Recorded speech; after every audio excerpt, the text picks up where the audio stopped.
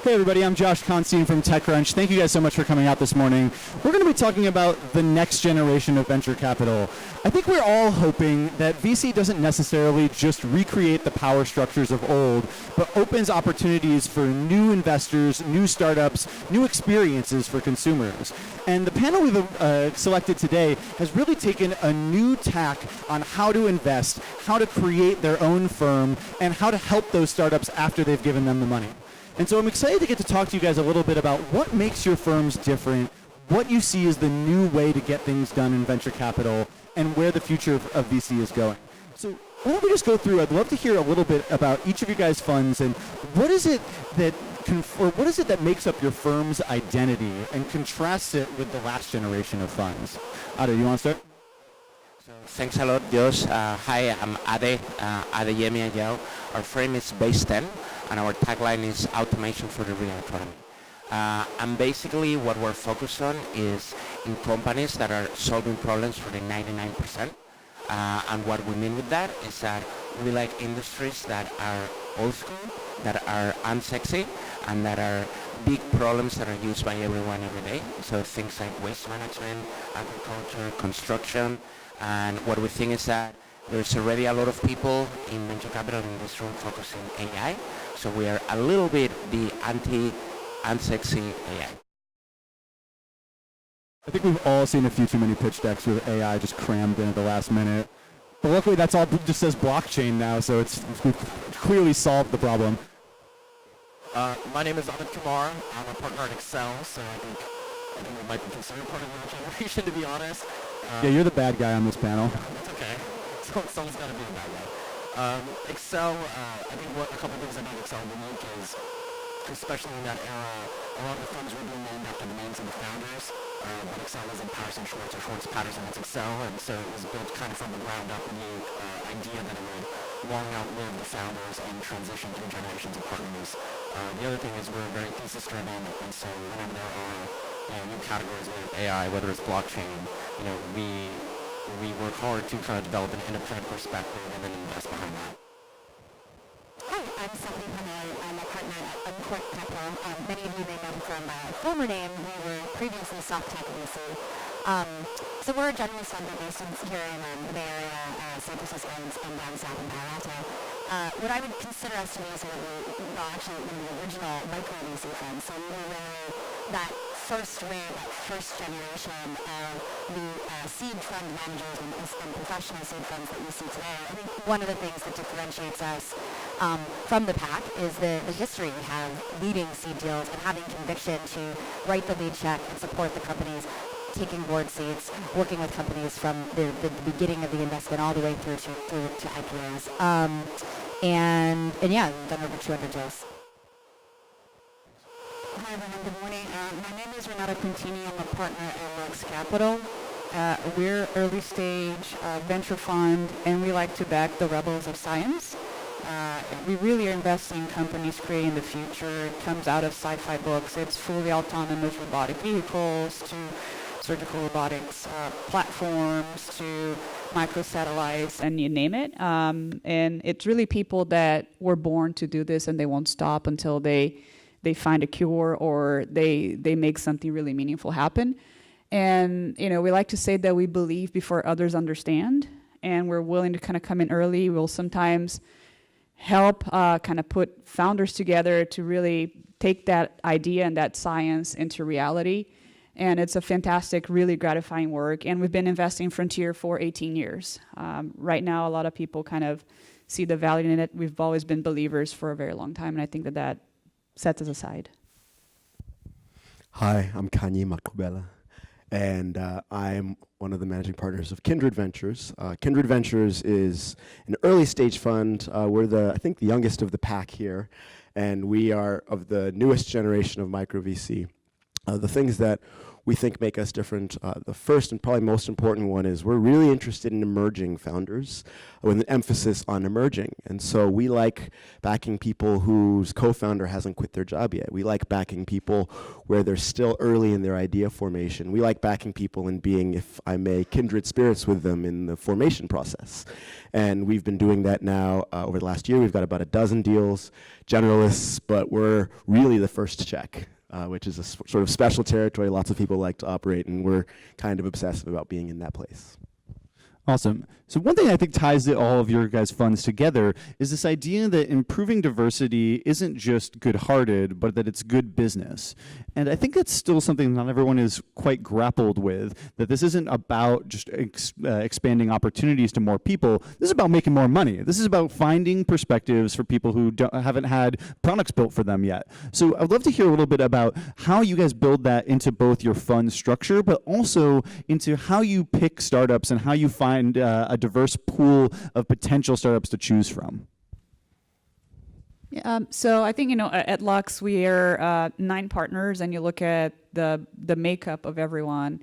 You're going to have, double E's. You're going to have biomedical PhDs. You're going to have, chemists. I'm a lawyer by training. I've been in VC for 10 years. We have a journalist. And, the startups that we invest in, they're taking 2 or more disciplines together, and they play in the mashups, right? Like, so the robotic surgical platform company that's out in the world is called Auris. They have a surgical platform called Monarch. If you're just a straight up medical device company, all the the computer vision, the advancements in laser technology, all that stuff's going to sound weird to you. And if you're straight up just tech investor, the FDA regulation is going to scare you. Right, so we're bringing those diverse backgrounds, and we're seeing combining them, you actually create something really big and innovative together. And if you're just with that one mindset, you're going to miss opportunities. So we're diverse by design, and it's not just gender; it's really experiences. Because the companies we back, they are the mashup. So I think we know that a lot of you guys have gotten diverse partnerships, but we'd love to hear a little bit more about how do you make sure that the pool of applicants that you have is wide enough to be able to encompass both a broad sense of ideas, but also a broad set of founders? You mean applicants as in portfolio companies? Yeah, as in companies you're considering funding. Look, each fund has their own specific approach to deal sourcing, right? And a lot of our approach at Uncork is reliant on a network making introductions, and that's because there's an awful lot of volume, and you need to have some way to filter it down. And I think as we've thought, historically, even as we thought about as we've expanded and added members to our team, it has been thinking about diversity of networks. It doesn't do me a lot of good to add another person to my team that not just looks like me, but also has the same resume and education background as myself, because the reality is there's going to be an awful lot of network overlap. And so the less network overlap you have on a team, the more likely you are to have a diverse flow of deals. Now, I can't take credit for the fact that we have a ton of female founders at Uncork. In fact, my partner, Jeff, was investing in women well before I joined the firm. But I do think there's something to be said for when a female founder comes in, to the firm, that, she sees a woman on the team. She sees a woman decision maker on the team. And I think that helps. The same thing goes for as we invest in founders that, again, don't necessarily look like my partners or I. That's a strong signal, I think, to the market that we're people that maybe do have an understanding of what it's like to be a little different in the industry, but also that founder can help us meet founders that, again, are in his or her networks that maybe are more diverse than ours. I know that one question that's arisen around network-based portfolio discovery is that sometimes you just end up with a lot of people that kind of look like your partners already, and people who become VC partners have a certain pedigree frequently. And so if you look for people who are in your network, you may actually be excluding people. Have any of you guys tried to sort of avoid that approach or taken a different tack on it? I have. I will respond to cold emails every day. And in fact, I take great pleasure in it. And part of why I do, even understanding, frankly, that it's too broad of a set of inbound emails to be able to properly parse it. But it's something that it's a good exercise for me to constantly be thinking outside of my comfort zone and thinking outside of my natural stride. So frankly, even not necessarily in a deal selection, but just in terms of my own sharpness, it's very helpful to get a better sort of natural understanding of what's out in the market. But one thing I think that's also worth noting outside of the network sort of inaccessibility is just the structural piece. And so when somebody, even though we all, not just on this stage, but in venture, like to say that we're sort of independent thinkers and we're going to make the first decision, we all sort of collectively think of what makes somebody ex ante fundable. And if somebody's fundable, it's going to make it easier to fund them. And so I'm actually interested in people that aren't fundable, and why? Because I think there's an opportunity to make someone fundable, and then you get the benefit of that, right? And so I think that that means that going to people who break the pattern in terms of co-founder makeup, in terms of having quit their job, in terms of traction and progress with their product, as well as in terms of diversity, can be a sort of structural hack for getting access to stuff that's a little bit different. Yeah, and to piggyback on that from a structural point of view, one thing that I really admire about Excel is we're very conviction-driven, not consensus-driven. So we don't have a process where there's like a vote, we do a vote after the partner meeting. It's really each individual partner is entitled to fund any project that they want. And the partnership meeting is really more a mechanism to gather feedback and to hear what your partners think. But if you believe in a founder and you believe in an idea, you just by being at Excel, you can go fund that. And so I think if you do a voting structure, you end up reverting back to the mean about what the stereotypes are, what a founder looks like, or what a great idea is, or who's fundable.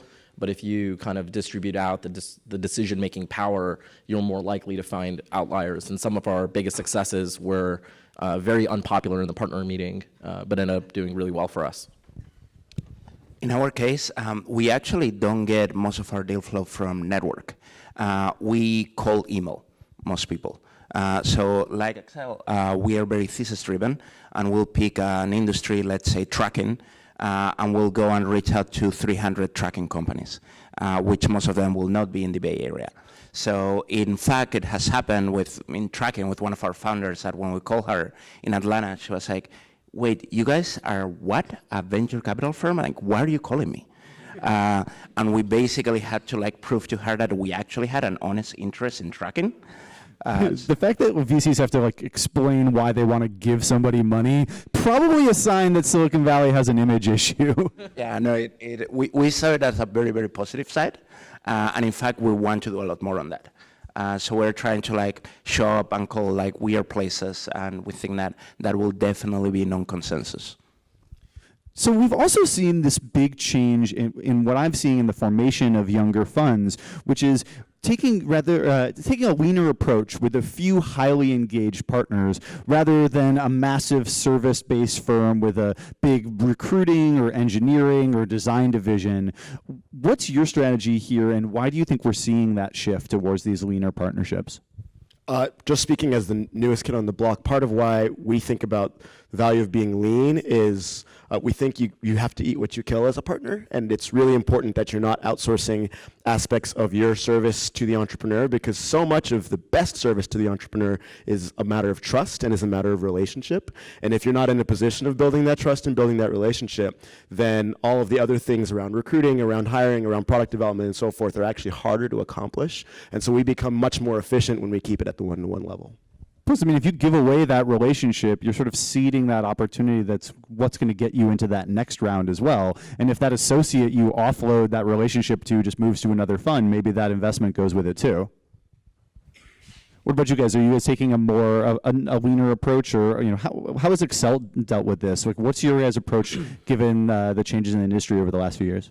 Yeah, so look, I would just say that there's multiple ways to skin a cat, and there's nothing wrong with the Andreessen model. I think that they've been very successful with it, and I'm sure if you ask their founders, they're going to say they're very happy with the service that they've received. Our perspective is kind of stick to our knitting, and so we don't have any associates on the venture side, and so it's partners going out and meeting founders and going to events, and we think that's the best way to practice the business and keep it lean. We do have a talent partner who helps our companies recruit for the executive stage, but Excel tries to help companies through all stages of gestation, and so Are we going to help you find engineer number 14? In general, probably not me specifically, because I was an engineering leader at Twitter. Yeah, I actually know a lot of engineers, so I can help you with that. But our That's a nice plug. yeah, well, our talent partner will help you find a great VP of marketing, or they'll help you find a great VP of engineering, and that's a value-added service that we think is valuable. But I think we've just made the trade-off between having a dedicated resource around that versus having a whole department and division as the right one for us. I think there's also just a simple like assets under management question too, right? I mean, if you're starting a first-time fund and you've got $30 million, you actually don't have a ton of management fee to go around to have a huge staff. As I think about Uncork and how we've expanded, we're still very lean. We're still just 3 partners, and that's the entire investment team. But we've got a small supporting staff, and over time, will we potentially add someone who's focused on talent or on marketing? It's very possible we could in the future. But again, it's sort of you're growing as your assets under management grow too. So I think there's a practicality to how firms choose to structure themselves. And I think that's also an important thing to think about, because firms, may start in a certain place and then learn like, how do I give the partners the most bang for their buck in terms of their time too, right? So it's an evolution. Well, but I think the wrong concept is to think that you cannot add value in a lean way, right? And it's really about figuring out what is consistent with your strategy, what are the things that you can bring to the table that are differentiated, and then there's no reason why you can't vet who are the top recruiters in the market, and who's done a great job, and how to negotiate with them, and how you should think about it, and what's the right time to bring somebody like that in. And here's a list, right? You don't need to have a talent partner per se to be able to help that out. Like Amit said, there are many ways to skin the cat. So, between there being more seed funds, PE and hedge funds, all of these angels, I'm going to ask you guys a kind of existential question. Do we really need more funds? Hesitation. I want to go first because I have a strong point of view. Asking VCs, I think the answer is maybe. Asking LPs, the answer is probably But asking entrepreneurs, the answer is heck yes. And if what's good for entrepreneurs is good for the market. So it's not actually complicated in my judgment. So good for the ecosystem, even if you guys are all like battling it out for those skim returns. Yes. Let's go. Great. This is just a show. A Thunderdome for our own benefit. Thank you guys. We really appreciate it. I think in general, one of the reasons, because we did have to ask this past year when we were fundraising, answer the question, so why does the world need another VC firm? And we're like, well, we think the world needs another VC firm if we are like looking to invest in things that are not being invested on right now. So if you are finding companies that are so new that they're actually alien to the idea of venture capital, in general, we believe that we're doing a good thing. Yeah, it seems like there's still plenty of these unexplored pockets of opportunity out there. So I wanted to ask a little bit about that. Like, what do you guys see as these next big opportunities? Maybe first, actually, you can give us the opposite. What is the opportunity that you guys are just seeing way too much of, you're getting thrown at you all the time, and you're saying like, hey, I think with this market's either kind of tapped out, the talent is fragmented, or for some reason you guys are staying away? I think that in general, for the most companies that are just sort of execution focused, I think the competitive advantage lasts for a very, very short period of time. It's basically, okay, I have an idea, I see a market, and I'm the first to market. That first mover is just shrinking because in some cases it's just becoming who can suck the oxygen first of talent and capital, and all of a sudden it's a different war. But in the things that we invest in at Lux, I mean, we invest in IP-heavy companies. It's people that have been in the lab kind of doing this for a long time, and it's probably, a handful of folks in the world that could kind of figure it out. You're actually battling, is this possible, or will that be doable, and in what time frame, rather than should I worry about competition? So luckily, that's not a world that we play in too much today. But some of you guys are funding, say, the spin or the bird of Latin America or South America. You guys are seizing on these opportunities and saying, hey, somebody else is going to execute this faster than these American companies are going to expand there. Tell me about that as an opportunity. Do you think that's something that's growing in opportunity or shrinking? So I guess I can take that one, given that we have invested in the lime of both Brazil and Mexico. And given that I personally started a company that is one of the largest competitors of Uber in Latin America. So the biased answer will be yes, that is a great opportunity. And the reason for that will be that if something a number of Silicon Valley-based companies have proven over the years is that lack of international diversity has made it harder for them to understand local intrinsicies of doing business at the regulatory level, at the business culture level, at the hiring level, and that has translated in local companies having a huge competitive advantage, particularly in heavily regulated industries like this one. I think the most overrated, noisiest market right now is blockchain, and I think the most underrated market right now is blockchain. And How many protocol investments for you? a few, yeah. And I think it's maybe a category error to assume that just because there's a lot of noise doesn't mean there's a lot of signal. And there are some cases where it's just the magnitude of both is extreme. And I think that we're currently in an environment where there's extraordinary, fascinating underlying technology and application layer, really interesting protocols and layer 2 and layer 3 and all the way up solutions that are being built on blockchains, as well as a dizzying and painful amount of noise. And so you have to find a way to build a whole new system and a way of sort of processing that information given that dynamic. All those buzzwords are Kanyi's signal that, yes, you should talk to him about blockchain. He indeed understands. Ding, ding. But one thing we've seen in the bigger tech world is this is what's happening with copying. It's happening fast. You know, stories was Snapchat's. Now Snapchat has 188 million users and is shrinking. Facebook has 1 billion users on stories. That copying can go really well and really fast. But the kind of question is, does talent wake up each day and want to rebuild something somebody else has already built? Is there some kind of intellectual dishonesty about just building a company that already exists in another market? And do you guys feel any like pangs of like, this isn't as cool or this isn't as inspiring when you're doing that versus funding, say, like a first run company with really original IP like Lux was talking about? I mean, I could take that. I Or think is it just like, we're getting the money?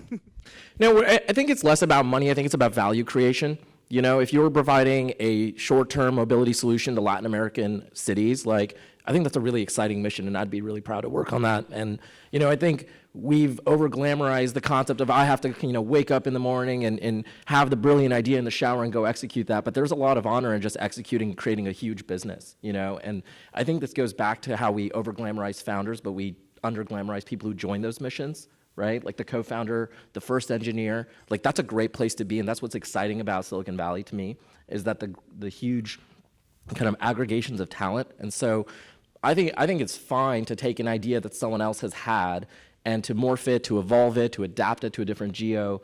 You know, when Facebook or Instagram copied stories, like, you know, I don't think they were complaining that other people copied newsfeed. Like every product in the world had newsfeed. LinkedIn has a newsfeed. You know, that's just how our innovation cycle works. You know, is that someone comes up with something, it's evolved, it's transformed, it's mutated, and sometimes it comes something even better. And I mean, to add to that, right? There was already MySpace. There were already Orkut before Facebook came out, right? Same thing for Google. There were already other search engines. And sometimes a founder will stumble onto something that they think is meaningful and game-changing, and they can't let it go, right? So you can't fight that energy.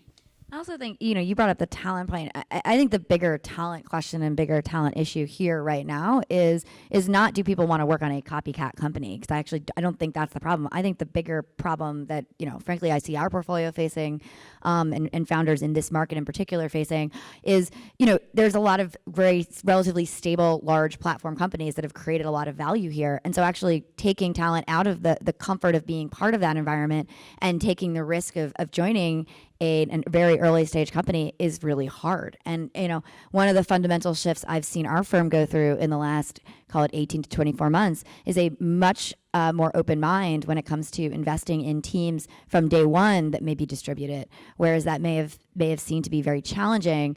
We now are starting to look at that as more of a value creation and an opportunity for money to last longer, for the ability to scale a team faster, and access unique talent that otherwise may be very challenging to access in this particular market.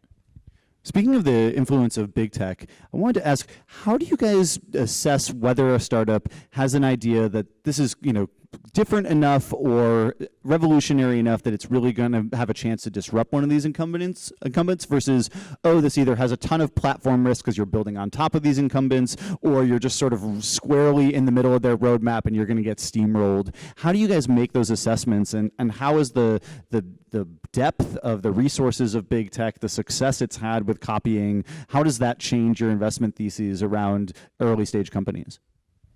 One answer for us is we think about the moat that the company's aiming for and whether that moat has some sort of a proprietary angle that they can take advantage of. So, for example, in the context of data, if you are gathering certain health data or certain financial data, Facebook, Amazon, and Google don't have that data. In fact, there are regulatory walls protecting them from that data, so you can pave your own cow path in that way. So we think about those moats, and then we also think about, frankly, just the pace of execution for the team, because even though we are in a fast follow environment, which can be scary, if a team is iterating at the very earliest stage fast enough, it's our judgment that they're going to create value, and that value is going to drive returns for us. Personally, have you looked at a startup in the crypto or blockchain space and said, you guys are just going to get run over by Coinbase? Like, this is not something that's viable. Very frequently, and if not Coinbase, then somebody who's not oriented in crypto or in blockchain at all. And so one of the things about there being a lot of noise is people, in the same way that in the internet, it was like, let's put a newspaper on the internet, that's got to be a great business model, not realizing that it was actually social media and social networking that was going to find its way back to eating newspapers. And so in the same way that blockchain, I'm just going to put X onto the blockchain, is, in my judgment, oftentimes an incorrect approach. And the incumbent who's not on a blockchain is better served for the solution. Speaking of companies being either outcompeted or things just not quite going right, we've seen this fallout of the very frothy funding climate from a few years ago. Big startups like Sprig or Telltale Games and Airware most recently are suddenly going out of business. Where do you guys think we are in that bubble burst cycle? I think from a supply of capital, the bubble is just increasing size, right? If you look at where interest rates are, and demand for investing in venture capital funds or tech exposure just keeps on rising. So I think it's never been a better time to be an entrepreneur from like a perspective of starting company and finding capital. Where I think companies should really start thinking more about is, what's the route that I want to take and what's right for my business? Because the chances for misalignment are only increasing, right? And the bigger the funds get, the more they only need you to be the home run. That will be a fund returner for them. And all of a sudden you are a single path potential. And all of a sudden, you really need to amass more capital to kind of go all the way or go home. And so really what's right for your business is the most important thing, but supply of capital has never been higher. Do you ever have to dissuade companies from taking more money? Do you have to say, like, I know that you're asking me for the Series B or the Series C now, but it's not right? Or like there's a different path where you guys will have a lot less risk if you take less money? Well, we have this conversation all the time because it's always a trade-off of how much money you get is a piece of the company that you're selling, right? And you're always thinking about not this round, but what's the next round and the round after going to be. And if you put your hurdle too high on the valuation or eating too much capital, all of a sudden you may lose the scrappy muscles that you had, or you really put yourself in a go too fast, spend too much that you can't unwind. So we have this conversation all the time about what's right for the company, where the market is, and what are the hurdles that need to be met for the next round and the round after. I think the media kind of over-rotates whenever there's one of these like big crashes, and it's like, oh, how did this get funded, or what happened? And certainly that's an individual failure, and we can do a postmortem on why that particular company failed. But I actually think if we're not seeing some of those failures, that maybe we're not investing in bold enough ideas, right? Like, not everything works. venture capital doesn't have a 100% hit rate. And to be honest, a lot of failures are kind of dressed up as acqui-hires or tucked into a portfolio company and whatnot. And so I think it's actually not the end of the world when a company fails, and certainly that's not to take away from decisions or, that could have been done differently or mistakes that were made, funding rounds that maybe shouldn't have happened, but, it's venture capital. I think the question now, though, will be like, is there just a surplus of capital and again, these much larger checks coming out of these mega funds that delay the failure and cause the compounding effect of the failure to be a lot larger. And we're kind of, we'll have to see how that plays out. But I do think that's the reality is there's a lot of capital out there, and so to a certain extent, capital can be plugged in to ease the pain and to plug some of the holes, at least for a period of time. One thing I've been really inspired by recently is that I feel like this next generation of VCs is just closer to the customer, closer to the founder, and really just feels more empathetic to me. I want to hear a little bit about what can we do to make sure that empathy is passed on to the founders of these companies and applied to their customers, and how do we make sure that these companies are actually being built responsibly so we don't have some of these big implosions over ethical issues, whether that's Zenefits or basic fraud like Theranos. How do we make sure that these companies are actually being responsible, and what are you guys doing to make sure that happens? So I think one of the key things, and this was mentioned in the talk before, is transparency and vulnerability on the part of the investor. So I try to begin almost every founder meeting talking about everything that has gone wrong for me as a CEO, which is a lot of things, actually. And that way, I think you set up an environment in which the founder is comfortable being like, actually, I'm not crushing it, and here are 17 problems I have. And I'm like, man, I've done a lot worse than you. Let me tell you about this. I washed my Patagonia vest in hot water and it shrunk. It's been a terrible day as a VC. This trouble is real. real. On stage, I'm just saying. But what about you, Renata? What are you guys thinking about making sure these companies are responsible? Yeah, this is something that I care a lot about, and I've actually been writing a bit about this. And I do think that we do have a responsibility, and I think tech has never been more pervasive and incredible. And I think the future value of tech will only be as powerful if people are able to trust it and understand it. So I've been writing about something that I call a startup kata. I came up with these 7 things that go around culture and not having biases and designing with empathy and understanding and respecting regulation. Things that I think are principles that if you understand early and you embrace early, you're going to have better foundations and stronger foundations to kind of grow in a more sustainable way. So the way that I do it, I actually get together offline with our CEOs and we talk about it. And we talk about setting expectations, how it is on the day-to-day, and how people are actually kind of making trade-offs on the decisions that they're implementing, and for them to understand and them to share experiences about really how are better processes, and because it's a value that they want to have. So I think first of all is to share that that's a value that I have as well, and something that I'm very much willing to be a part of and empower, and just give them the forum to practice those things and really make them true.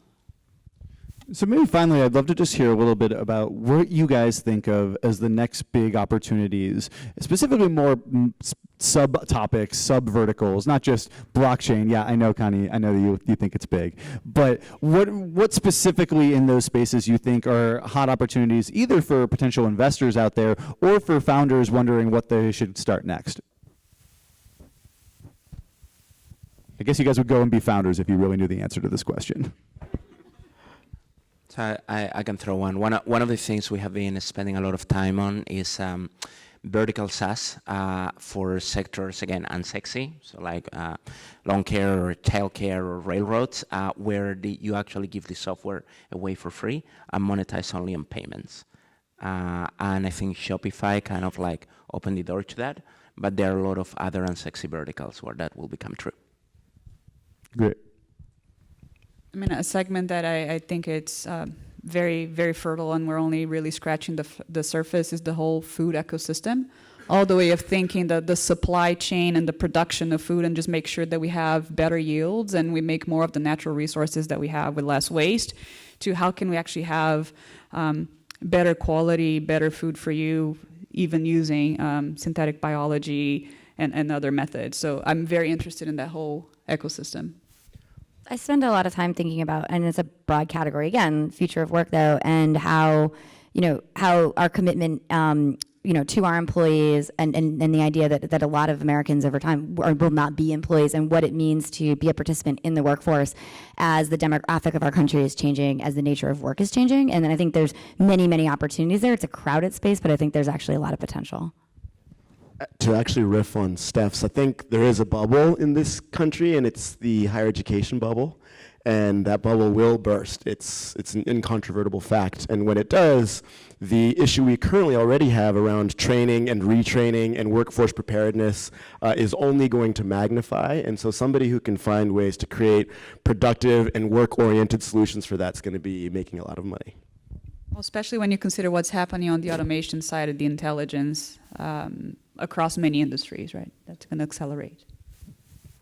Great. So to recap some of the awesome insights that you guys gave us, really there are easy ways that you can expand who you're investing in. And that might mean just taking cold emails to get that exercise of seeing new ideas, trying to find partners with less network overlap so you can get to those weak ties on the edges of your guys' graphs, and finding people who aren't necessarily already fundable, figuring out why and helping them get to that right space, using conviction instead of consensus. So if somebody has a real gut feeling about something, it doesn't have to look like the pattern that everyone's matching to already. And looking at specific theses, going out and reaching out to those companies rather than just waiting for the ones who already have those into the venture capital industry to come to you. In terms of the partnerships, we're seeing these leaner partnerships in part just because these younger funds have less assets under management to do these big services. But at the same time, the real opportunity here is to use those leaner partnerships to drive real trust with the partners, to develop those relationships so you can do those follow-ons and not give away that relationship to an associate or just some service arm that might not always be connected to the partnership. But at the end of the day, do we need more funds? Do we need more VCs? Maybe. Do LPs want more funds? Also not clear, but the entrepreneurs, like you said, hell yeah, they want more funding. There's lots of great ideas out there that are going unfunded right now. And sometimes there's not always that same first mover advantage that there used to be, that just being execution first doesn't always work. You need a defensible moat. You need something that's proprietary. But that said, we shouldn't over-glamorize the idea. Copycats can truly add value and bring crucial services to other parts of the world that truly deserve them. And while there are big companies who are going to use their massive resources to recruit that talent away, there are people who don't want to just be pixel pushers, who don't want to just work on some tiny part of a tiny feature, even if it affects a lot of people. They want to see the real impact of their work. And so, while the bigger funds might need bigger assets and raise bigger rounds, and sometimes those startups can lose their scrappy attitude when they're given all that funding. Just because they're big flameouts doesn't mean that these are the bad ideas. Sometimes you have to have those big flameouts to know that you're investing in companies that truly have a chance at changing the world. And if you want those companies to change the world, you need to treat them right and show them that you're vulnerable too, that they're not always going to be crushing it, that it's okay to have tough days. And so whether you're looking at unsexy verticals in SaaS or food supply and production, the future of work, the higher education bubble, I think it really is a matter of saying, hey, we are in this with you. This is not something that's just about the business. This is about an empathic relationship between you, me, and the customers that we're trying to serve. So if you guys can go out there and make sure that these people realize they don't always have to have the answers, that they can come and ask for help, they're going to be the ones that really help the world and help their customers. So thank you guys so much for coming and talking with us. Thank you guys for watching, and thank you 500 Startups.